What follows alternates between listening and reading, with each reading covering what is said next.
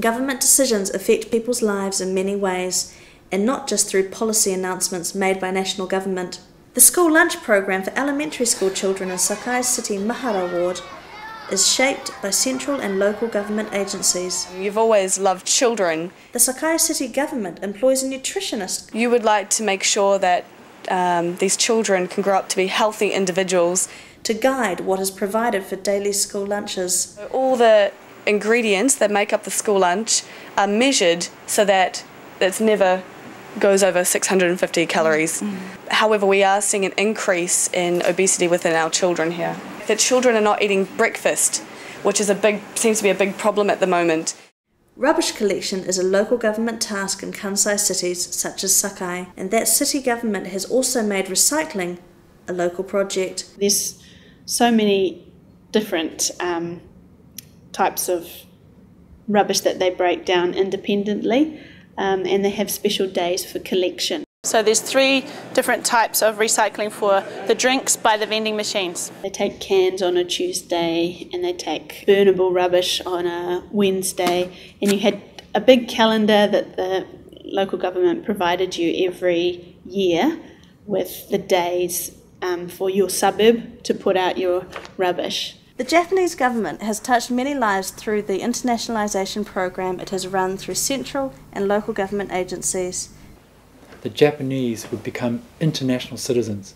The old push to visit foreign countries, the Sister City, the JET and the Nippon Maru projects each touch many lives constructively. I think that to build citizenship is obviously a positive thing in any country. People seek to influence the government decision-making process, not only at election time, but also by lobbying between elections. At least every year there was an election, either a national election or a state election or a local government election.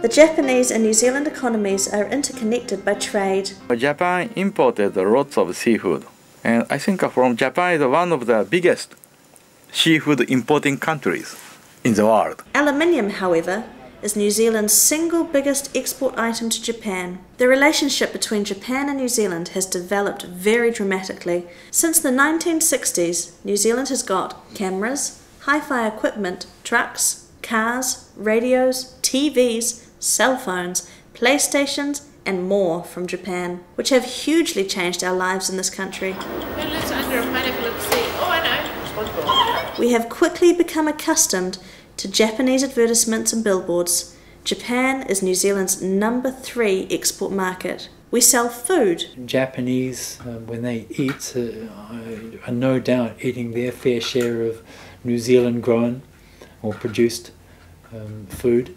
With our sales and marketing, certainly we're putting a lot more effort into the relationships with supermarkets. Yeah.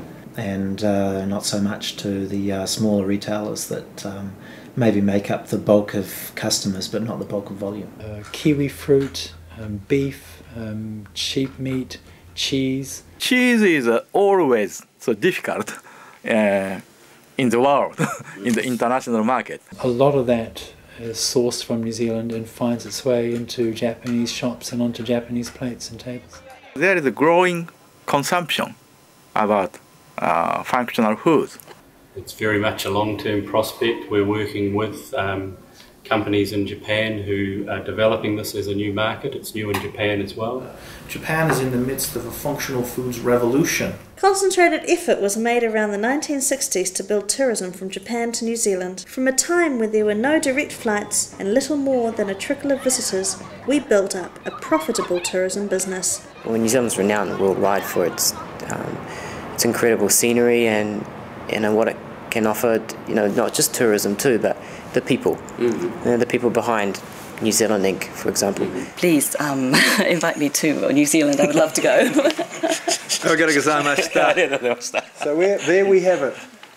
New Zealanders have soul, nature, farms, and we should exchange visits between our students, and we should invite the media men and women to New Zealand. We will.